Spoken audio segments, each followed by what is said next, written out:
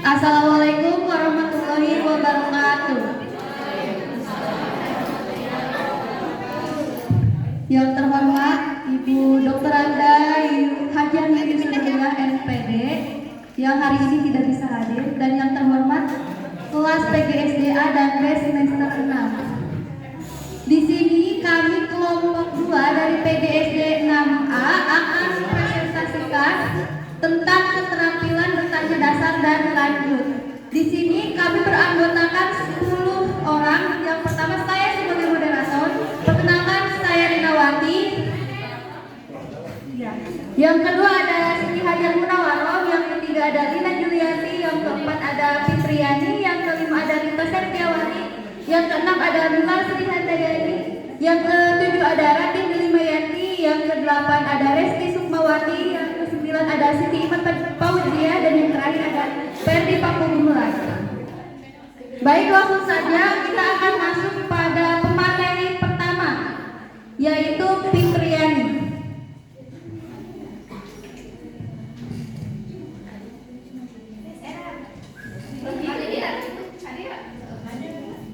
Pengertian keterampilan bertanya. Jadi keterampilan bertanya yaitu kemampuan penting dalam komunikasi, pembelajaran, dan berpikir kritis.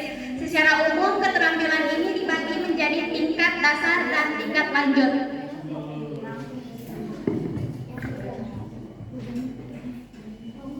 Selanjutnya ada tujuan dari keterampilan bertanya. Yang pertama, menggali jawaban siswa lebih dalam. Artinya, guru bertanya agar siswa tidak hanya menjawab singkat, tetapi bisa menjelaskan pemahamannya lebih lengkap. Yang kedua, mendorong siswa berpikir kritis dan logis. Dengan pertanyaan, siswa dilatih untuk berpikir, menganalisis, dan mencari alasan dari jawabannya. Yang ketiga, mengembangkan kemampuan berpendapat. Pertanyaan membantu siswa berani mengemukakan ide, pendapat, atau jawaban dengan bahasa sendiri.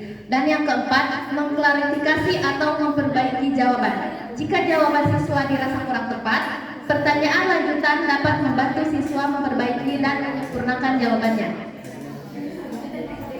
Materi selanjutnya akan dibawakan oleh Ferdi Pakumurai. Ya, selanjutnya yaitu keterampilan bertanya dasar, di mana terdiri dari 4 macam. Yang pertama yaitu pertanyaan tertutup. Yang dimaksud dengan pertanyaan tertutup ialah pertanyaan yang singkat tapi jelas. Biasanya jawabannya itu kalau tidak ya tidak atau ya.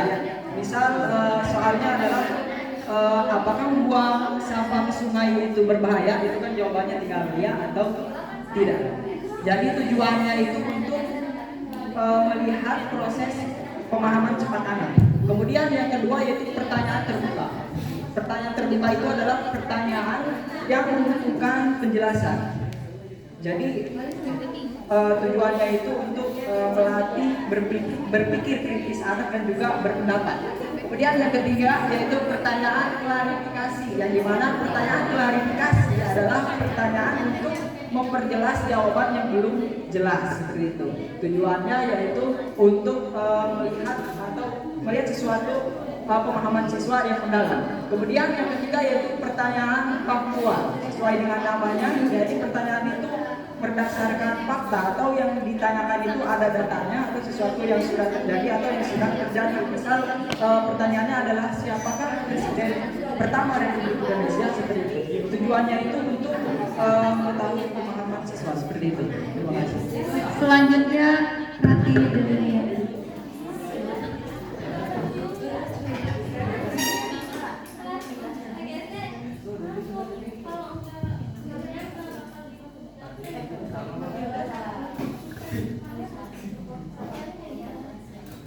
Selanjutnya, karakteristik keterampilan bertanya tingkat dasar. Yang pertama, menuntut jawaban yang panjang dan berupa penjelasan atau uraian.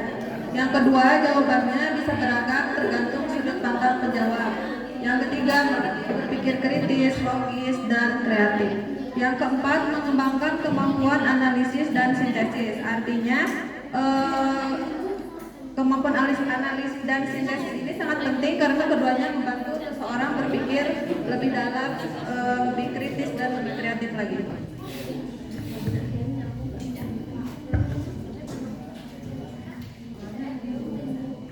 Baik, untuk yang selanjutnya yaitu keterampilan bertanya lanjutan. Yang pertama ada pertanyaan analitis.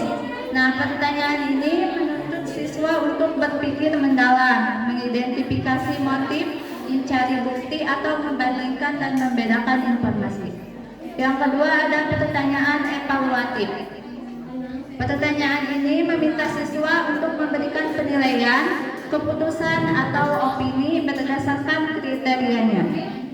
Selanjutnya pertanyaan reflektif. Nah, pertanyaan ini mendorong siswa untuk memikirkan kembali pengalaman, memahami atau perasaan mereka sendiri. Selanjutnya pertanyaan hipotesis. Pertanyaan ini menuntut siswa untuk membayangkan situasi bagaimana jika dan memprediksi konsekuensi atau solusi. Selanjutnya pertanyaan probing atau mendalam.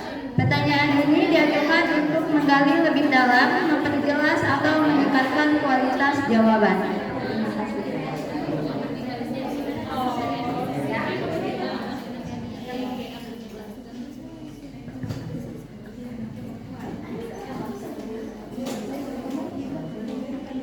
Selanjutnya bentuk-bentuk pertanyaan lanjut. Nah, pada bahasa pertanyaan lanjut itu yang biasa digunakan dalam diskusi atau proses belajar mengajar. Ada beberapa poin. Yang pertama itu meminta penjelasan. Meminta penjelasan itu artinya digunakan untuk mencari alasan atau dasar pemikiran seseorang. Contohnya, mengapa kamu berpendapat seperti itu? Nah, yang kedua meminta contoh. Contohnya, bisakah kamu memberi contoh lain? Jadi ketika kita sudah memberi pertanyaan yang pertama, guru itu menambahkan pertanyaan, bisakah kamu memberi contoh yang lain gitu. Nah, dan yang ketiga memperdalam jawaban. Apa akibat dari hal tersebut? Jadi itu memperdalam jawaban yang lain.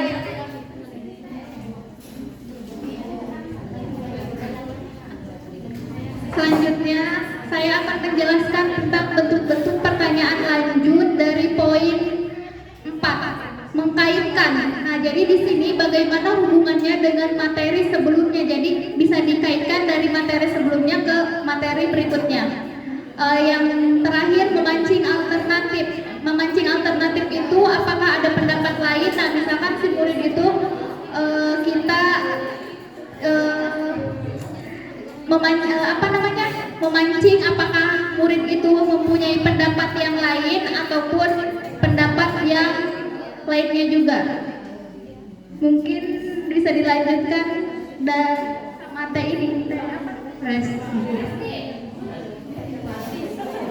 Baik, di sini ada kesimpulannya, yaitu keterampilan bertanya lanjut itu sangat penting dalam pembelajaran karena membantu siswa tidak hanya untuk mengingat, tetapi juga untuk memahami dan menganalisis materi secara lebih mendalam. Baik, kita akan masuk ke simulasi mengajar. Jadi mohon perhatiannya untuk teman-teman semuanya karena nanti kalian itu diambil videonya untuk dikasih. Apa kabar siswa kelas 1? Baik. Gini ya, kalau ibu bilang apa kabar, jawabannya alhamdulillah, luar biasa, Allahu Akbar. Ibu ulang ya. Iya. Apa kabar pagi hari ini anak-anak kelas 1? Alhamdulillah, luar biasa, Allahu Akbar. Oke. Sekarang kita sebelum memulai pembelajaran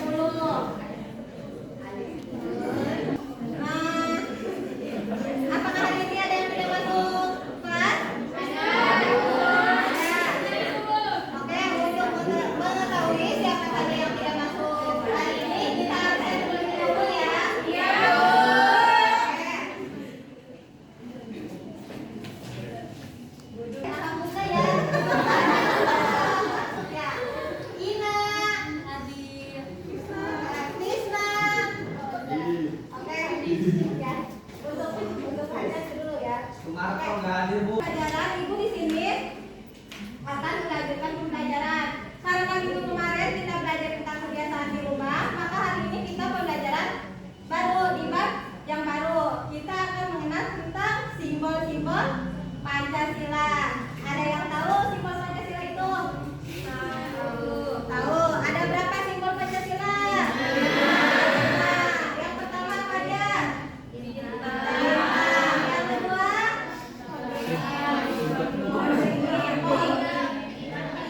Yang kedua apa? Bantang. Yang ketiga? Yang keempat?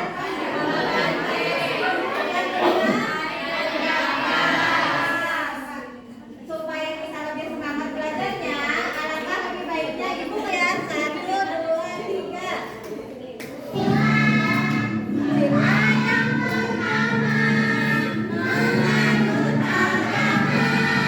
Sila yang kedua saling menolong. Sila yang ketiga jalannya air. Sila yang keempat hidup musyawarah. Sila yang kelima bersikap adil. Ayo kawan-kawan, marilah amalkan di dalam kehidupan sehari-hari. Siapa yang apa yang kalian tangkap dari nyanyian yang tadi? Ibu pengen tahu. Lina apa? Tentang lagu apa itu? Tentang Pancasila. Tentang Pancasila. Tentang Pancasila atau tentang simbol Pancasila? Simbol Pancasila. Coba Serika, ibu tanya ya. Kalau misalkan kan di situ ada sila saling tolong menolong, itu termasuk sila keberapa sih? Kan tadi sila Pancasila itu ada 5. Sila yang pertama menganut agama. Sila yang kedua saling menolong. Berarti yang kedua itu adalah sila saling menolong. Simbolnya apa sih kalau tolong menolong itu? Rantai. Berarti kita harus ingat ya, kalau rantai itu lambangnya simbol Pancasila kedua. Kalau ibu tanya itu kan simbol sama